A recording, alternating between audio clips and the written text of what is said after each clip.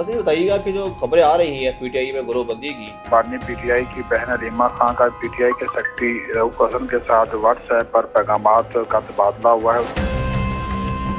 किसने भेजा? और ताकि इमरान का जाके कहो जी हम मुलतवी करें, आपके नाम पे हमने मुलतवी करना है। और मैं कई दफा कह चुकी हूँ कि इमरान खान से पूछ क्यों रहे हैं जेल में बैठे हुए।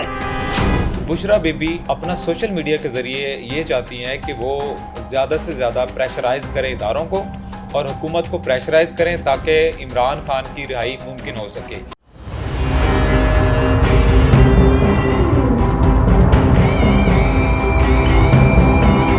अस्सलाम वालेकुम नाज़रीन, पॉलिटिकल इंसाइट में आपको खुशामदीद कहते हैं। नाज़रीन, पाकिस्तान की मुबैना मकबूल तरीन लीडर इमरान खान साहब अरसा दराज से जेल में कैद हैं और उनकी मकबूलियत में रोज़ ब रोज़ इजाफा होता जा रहा है। उनके चाहने वाले कहते हैं कि वो सबसे अजीब लीडर हैं और वही हमें जो है मुश्किलात से निकाल सकते हैं। लेकिन अगर देखा जाए तो उनके अपने कुछ मामला जो हैं वो ठीक नहीं चल रहे। बहुत जगह पर जो है उनके मामला तय नहीं हो पा रहे, ना उनकी पार्टी में मामला ठीक चल रहे हैं, एक कशमकश चल रही है। इस हवाले से आज हम बात करेंगे। उनकी पार्टी में जो दो ग्रुपों की खबरें सामने आ रही हैं हालिया दिनों में, उस हवाले से आप बात करेंगे। हमारे साथ मौजूद हैं सज्जाद हुसैन साहब। अस्सलाम वालेकुम सज्जाद साहब, कैसे हैं आप? वालेकुम सलाम, अल्लाह का शुक्र। बस ये बताइएगा कि जो खबरें आ रही हैं पीटीआई में ग्रोहबंदी की कि एक ग्रुप बना हुआ है बुशरा बीबी का और एक ग्रुप बना हुआ है अलीमा खान का, इस हवाले से आप क्या कहते हैं? ये क्या मामला है? बिस्मिल्लाहिर्रहमानिर्रहीम। बहुत शुक्रिया। जहाँ तक इख्तलाफात की बात है पीटीआई के अंदर, तो ये बड़ी दिलचस्प बात है कि अब पीटीआई के अंदर दो ग्रुप्स बन चुके हैं। ये हमारे जितने भी नाजरीन हैं उनको जानकर हैरानी होगी कि दोनों ग्रुप्स की जो लीड कर रही हैं वो दोनों ही ख़वातीन हैं। ठीक है, एक टाइम पे कहा जाता था कि पीटीआई के जलसों में, जुलूसों में, बनी गाला में, किचन कैबिनेट के अंदर भी ख़वातीन का राज रहा है। हमने ये भी देखा कि जलसे के अंदर जो पीटीआई ने जलसे जितने भी किए उसमें ख़वातीन थी, और फिर जो धरना इमरान खान का था 2014 का, उसमें भी पीटीआई की हमें ख़वातीन ही नज़र आई हैं। तो अब रिसेंट भी दो ख़वातीन ऐसी हैं जो पीटीआई की जो ग्रोहबंदी है या ग्रुप बंदी है उसके अंदर आगे से आगे चलती आ रही हैं। एक नाम है जी अलीमा खान का, जो इमरान खान की सिस्टर हैं, और दूसरा नाम है बुशरा बीबी का, जो उनकी अहली हैं। ये दोनों अलग-अलग ग्रुप्स को लेकर चल रही हैं। ठीक है, अलीमा खान का अभी रिसेंटली उनकी जो ऑडियो लीक आई थी उससे ये साफ जाहिर होता है कि अलीमा खान की पॉलिसी पीटीआई के हवाले से या इमरान खान के हवाले से वो डिफरेंट है। उन्होंने जितनी भी मुलाकातें की हैं इमरान खान से जेल के अंदर, उसका जो जब बाहर आती हैं तो उसके अंदर जितनी भी टॉक्स हैं वो पीटीआई से रिलेटेड एक ग्रुप बंदी को, एक ग्रोह बंदी को जाहिर करती हैं। और दूसरी जानब आपको पता है कि जो उनकी अहली है वो बड़ी रहती हैं सियासत में इन, और हमने ये भी देखा कि जहाँ पर तकर्रियाँ और तबादले थे उनका भी उसमें नाम आता रहा है। तो बुशरा बीबी अपना सोशल मीडिया के ज़रिए ये चाहती हैं कि वो ज़्यादा से ज़्यादा प्रेशराइज़ करें इदारों को और हुकूमत को प्रेशराइज़ करें ताकि इमरान खान की रिहाई मुमकिन हो सके।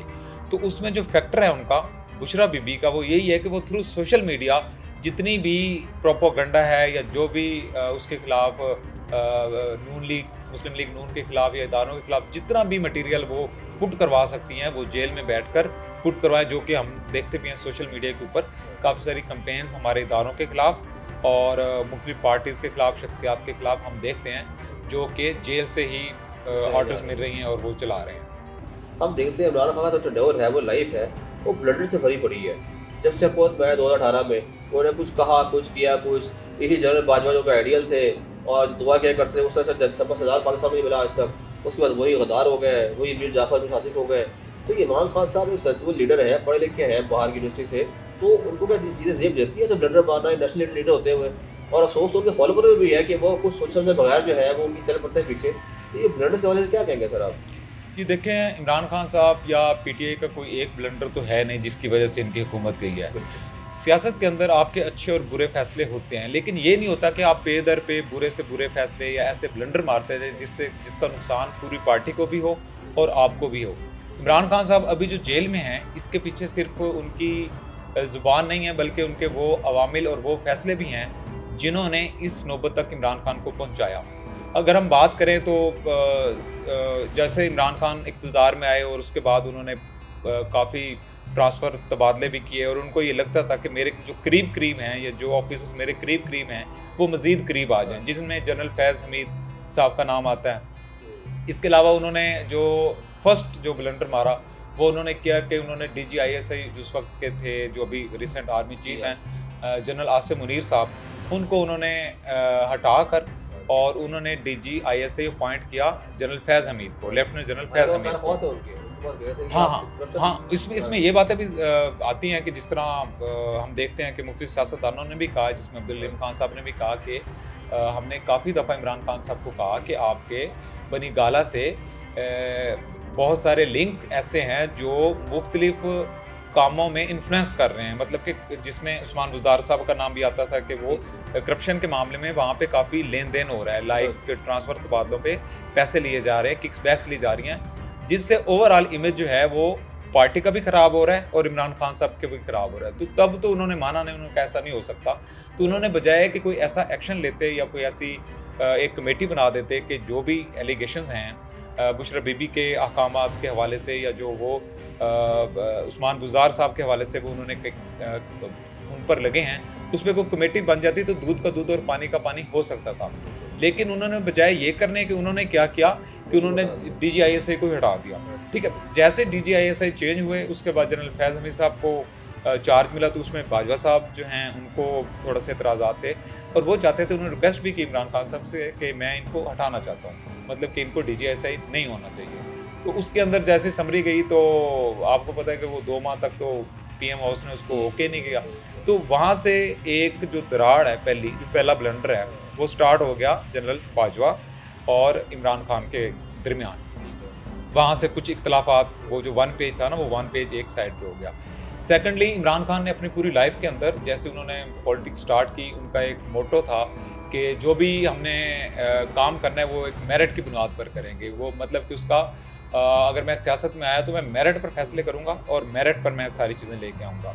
अब मेरिट पे जो भी सियासतदान थे पाकिस्तान के अंदर, जो भी मेरिट पे आते थे, मतलब कि जिनका कुछ एक्सपीरियंस था या जिन्होंने पॉलिटिक्स के अंदर काफ़ी काम किया था, वो तो हो गए साइड पे। और उन्होंने एक ऐसा बंदा मैं उस्मान बुज़दार साहब की बात कर रहा हूँ, एक ऐसा बंदा चुना पार्टी में से मेरे ख्याल में जिसको एक अगर यूनिवर्सिटी भी दे दी जाए तो उसको भी शायद ना संभाल सके। हाँ, उन्होंने उस्मान बुज़दार साहब को CM पंजाब लगा दिया और उनके दौर के अंदर देखें तो पंजाब ऊपर की बजाय नीचे की तरफ चलता गया।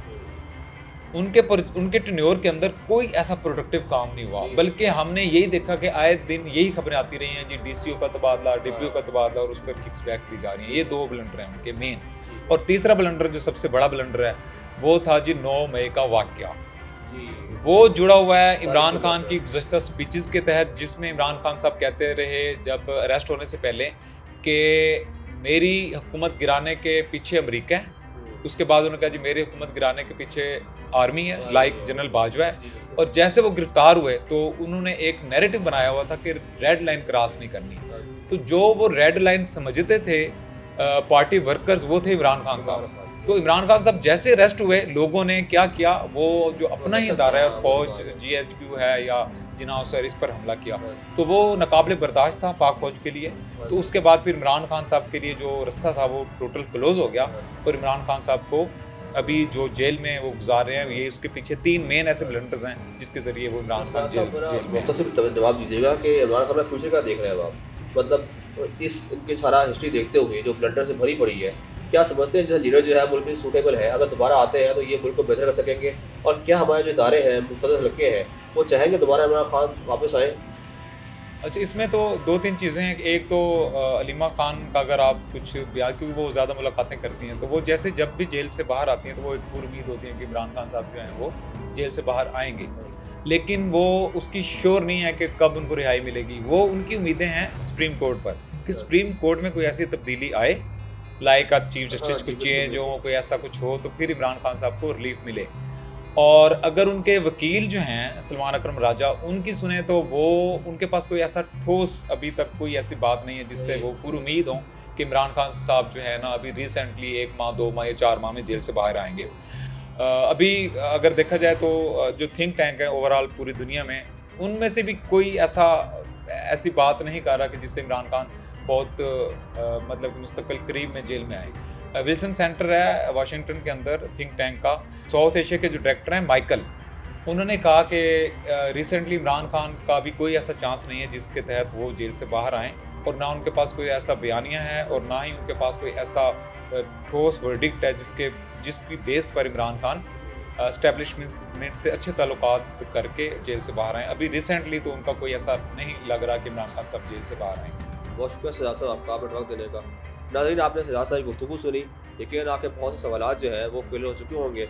नाज़रीन, ये अहम नहीं है कि इमरान खान साहब जेल से बाहर आते हैं नहीं आते, ये अहम नहीं है कि वो जलसा करते हैं नहीं करते, अहम यह है कि आपके मुल्क के लिए बेहतर क्या है। इमरान खान साहब की वजह से आज ये मुल्क उस नहायत से पहुँच चुका है कि हमारी फ़ौज जो है वो बदनाम हो चुकी है अवाम के अंदर। ऐसा दुनिया ने कई वक्त नहीं देखा कि कोई शख्स अपनी ही फ़ौज के ख़िलाफ़ कर दे अपने अवाम को। फ़ौज आपके मुल्क की जो होती है वो ताकत होती है। जरा जाकर देखिए गज़ा में क्या हो रहा है और दूसरे मुल्कों में क्या हो रहा है जहाँ फ़ौज कमज़ोर थी और क्या हुआ। दुश्मन का एजेंडा ये होता है आगे फ़ौज को कमज़ोर करो और उस पर हुकूमत करो। खुदा सोचिए, किसी की चाहत में इतने आगे ना जाएँ कि अपने ही इदारों के ख़िलाफ़ हो जाएँ, अपने मुल्क का नुकसान करें। ये बहुत अहम बात है। मैं इससे ज़्यादा कुछ नहीं कहना चाहता। अपने आप से पूछिए कि अगर आप ये फ़ौज नहीं है जिसकी वजह से आप रातों को सुकून सोते हैं तो आपका मुस्तकबिल क्या होगा। बहुत शुक्रिया।